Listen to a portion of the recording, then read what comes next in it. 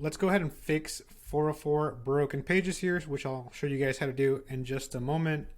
But before we get into that, what we want to do is we want to learn about the different types of redirects that there are. And there's typically 3, but we're going to be focusing on the 301 and the 302 for the most part. And basically what a redirect is it's a way to send both users and search engine robots, say like the Google robots that crawl your website to make sure it gets discovered and indexed in Google search results, which means it'll get found in Google search results. But let's say for whatever reason, you have a broken page, like I have here for example and purposes on my website, and you get met with a 404 error or an oops page, which just means this page doesn't exist anymore, it's been deleted, or it's moved somewhere, but typically it means it's been deleted. And we know this because it's been denoted by a 404 error or a status code known as a 404. And I'm using an Ayama plugin here to help me see that information. But if you see oops or a broken 404 page error, that means your page doesn't work. And we want to send people to a new location so that they don't reach this part of the website,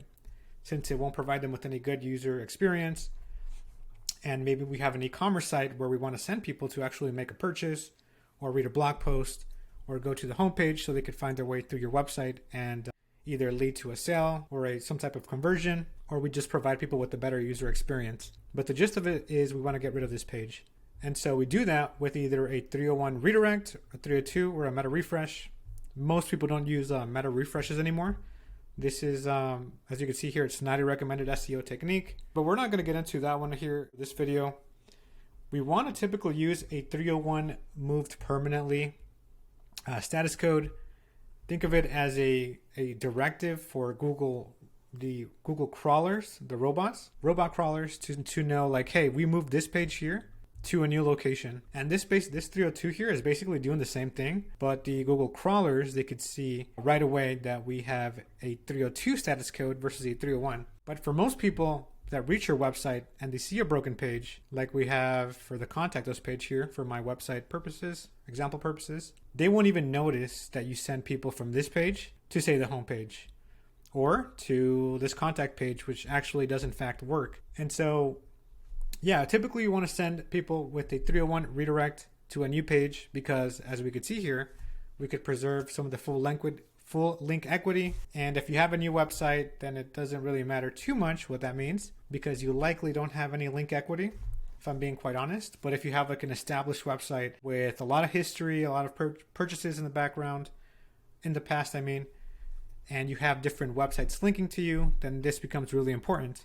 We want to use a 301 redirect. And as an SEO consultant, I can agree that, yeah, this is typically the best recommendation you want to make for a broken page, or if you want to preserve your link equity and ranking power. Ranking power is just measured as a way of other websites linking to your website. So if you have other websites talking about your website and linking to it with a hyperlink, which is what we could see here, this is a hyperlink, then you want to make sure that you're preserving the link equity. And I'm going to show you guys how to do that just now. So let's say I want to redirect this page here, which I've already fixed. So that's a bad example. Apologies. But let's say I want to redirect people from this broken page here into a new location. And I don't really have like a produce website or a web page. So we could get a lot of information just by reading the URL. And we could see I have some old blog content here that used to be case studies that I've deleted now, or I've merged or consolidated into a different page here. What we typically want to do is we want to send people to a new location. So I deleted my blog, so I'm going to send people to the homepage, which is the best location for this information. And so it's the same thing applies here. Say you have a contact us page and that page is broken. Then you want to send them to the new location path, right? In this case, my digitalboxco.com/contact/ does in fact work, because we could see here that this page is loading. Whereas the other page, now it redirects to this new location, as we can see here. And so what does that mean? That means that I went ahead and I'm using WordPress, but you can use any content management system. They all work pretty much the same for the most part. So typically if you're using WordPress, you can use Rank Math, a Yoast, or any other redirection plugin. So basically look for plugins that have a redirection or a redirect feature, 301 redirect to be specific. Click on redirections and we could see that I went ahead and already added in some information here. So we have the contact us page, the old path, page path, redirecting to this location. And so what that means is if I go ahead and trash this and I delete it, theoretically this page here is now broken again. And it's going to take some time for this to update. It takes about 5-10 minutes sometimes. Usually it's quicker than that, but I've been testing it out before actually making this video, so I know from firsthand experience. Typically it should say that now that I've broken the redirect instructions. And so all you have to do to fix that, assuming this was not working, is you just copy the page path. You click on add new. So add a new redirection tool, source of the URL. So this is the old broken page, and we want to send it to the new location path. So I take the new location path, which I know does in fact work, because this is the best page where they can reach me, where people can reach me, or this is basically the best page that is pertinent to what this old URL page used to be about. Okay, it's just more simple and condensed, as you can see in the name here. But it's the same page with the same intent for people reaching that portion of the website, but I don't want people finding these broken pages. So I paste that here, and I verify all the information. You select 301 permanent move, which is typically what you want to do.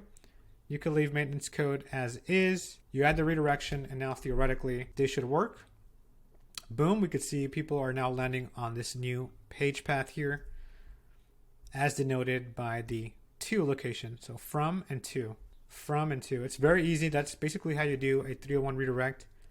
And you can add new ones. You can add as many as you want. So I went ahead and did the heavy lifting, and I made the recommendation of sending people to this location path, which is, it means the homepage. For those of you that don't know, this is an easy way to tell the plugin tools that you're using that you want to send people to your homepage, or you can just as easily copy the homepage path and just use that instead if you need to.